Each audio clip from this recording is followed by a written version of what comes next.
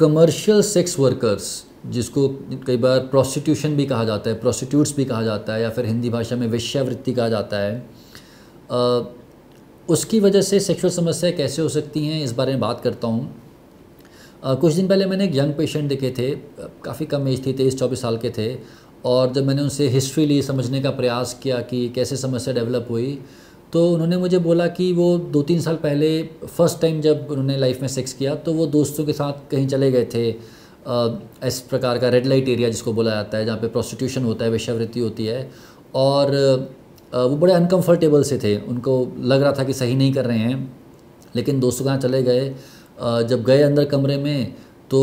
उनको एक्साइटमेंट ही नहीं हुआ, उनको घबराहट हो रही थी, और जो वो लेडी थी जो कि वो प्रोफेशनल थी, उन्होंने बोला कि भाई इतना टाइम नहीं है, जल्दी कपड़े उतारो, जल्दी शुरू करो, और उनको इरेक्शन नहीं हुआ।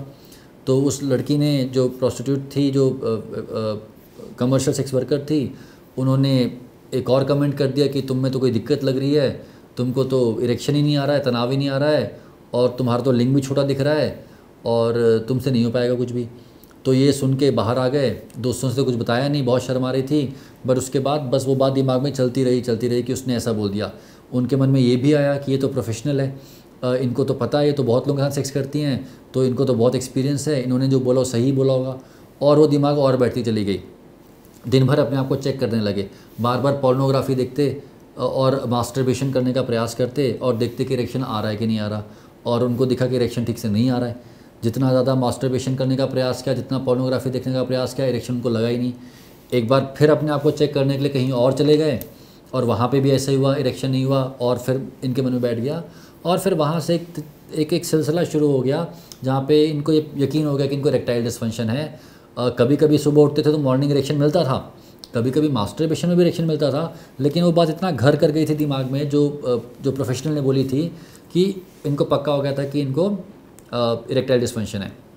अब हमारे पास जब आए तो इनकी शादी होने वाली थी, और उससे बहुत डरे हुए थे। तो जैसे कि आमतौर पे किया जाता है, टेस्ट करवाए गए, सारे टेस्ट करवाए, सारे ब्लड टेस्ट करवाए, टेस्टोस्टेरोन लेवल करवाया, सब नॉर्मल आ गया, पेनाइल डॉपलर स्टडी भी करवाई गई, वो भी नॉर्मल आ गई। तो उनको बताया गया कि भाई देखिए, आप शारीरिक तौर पे तो ठीक हैं, आपके मन में बस एंग्जाइटी है, और जो ट्रीटमेंट होता है प्रॉपर इरेक्टाइल डिस्फंक्शन का, एक सपोर्ट वाला ट्रीटमेंट दिया गया, और उससे बाद में काफ़ी हद तक ठीक हो गए, दवाई बंद भी हो गई 4-5 महीने में। लेकिन ये अकेले केस नहीं है, अक्सर ऐसे पेशेंट्स हम देखते हैं जिनका स्टार्टिंग का इंटरेक्शन किसी प्रोस्टिट्यूट के साथ होता है, या फिर प्रोस्टिट्यूट के साथ नहीं भी होता, कभी कुछ और कोई ऐसी पार्टनर मिल जाते हैं जो कि कमेंट कर देते हैं इरेक्शन के ऊपर या पीनिस साइज़ के ऊपर, और जिसको बोलते हैं ना कि एक ईगो होती है, सेल्फ रिस्पेक्ट बोल लीजिए या फिर मेल ईगो बोल लीजिए, वो हर्ट हो जाती है, दिल पे वो बात लग जाती है कि यार मेरे में तो कोई दिक्कत है। और एक बार वो ईगो हर्ट हो गई तो मन में इतना घबराहट होने लगती है, इतना डर होने लगता है कि सेक्स का मतलब डर हो जाता है दिमाग में, और वहाँ से सेक्सुअल समस्याएं शुरू होती हैं। तो ये बात ध्यान रखना पड़ेगा कि हमें किसी की भी बात को नहीं मानना है। ये बात ध्यान रखना पड़ेगा कि जैसे शरीर के बाकी अंग हैं,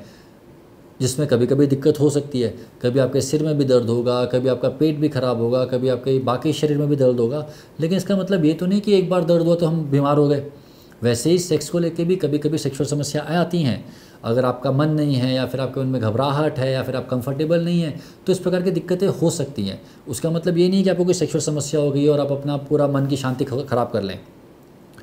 तो ये बात ध्यान रखें कि पहली बात तो मेरे ख्याल से इस प्रकार के कमर्शियल सेक्स वर्कर्स के पास जाना या प्रोस्टिट्यूशन में इन्वॉल्व होना एक सही चीज़ नहीं है। मैं यहाँ पे कुछ ज्ञान नहीं बांट रहा हूँ, मैं मोरल बात नहीं कर रहा हूँ, मैं बस ये कह रहा हूँ कि हेल्थ वाइज भी ठीक नहीं है, इन्फेक्शंस होने का भी खतरा रहता है, और इस प्रकार की चीज़ें होने का भी खतरा रहता है। तो अगर सेक्सुअल एक्टिविटी को एक रिलेशनशिप में रखा जाए, उसी में किया जाए, कभी भी कहीं ना चला जाया जाए, तो वो ना ही आपको बीमारियों से बचाता है, बट इस प्रकार की चीज़ें जो कमेंट्स होते हैं, जो आपको साइकोलॉजिकली इम्पैक्ट करते हैं, उनसे भी बचाता है। तो अगर आप इस प्रकार की किसी चिंता में डूबे हुए हैं तो प्लीज़ याद रखिए कि किसी ने कुछ बोल भी दिया तो उस बात को नज़रअंदाज करिए, हर बात को मानना नहीं होता है। साइंस पे भरोसा रखिए, साइंटिफिक फैक्ट्स पे भरोसा रखिए, और अगर फिर भी मन में सवाल आ रहे हैं तो डॉक्टर से मिलिए। दोस्तों, ये मीसॉल का प्लेटफॉर्म बनाया ही इसलिए गया है ताकि सेक्सुअल समस्याओं के बारे में साइंटिफिक इन्फॉर्मेशन पहुंचाई जा सके, सेक्सुअल डिसऑर्डर्स के ट्रीटमेंट के बारे में साइंटिफिक इन्फॉर्मेशन पहुंचाई जा सके, और आप चाहें तो आप हमसे जुड़ भी सकते हैं। धन्यवाद, शुक्रिया।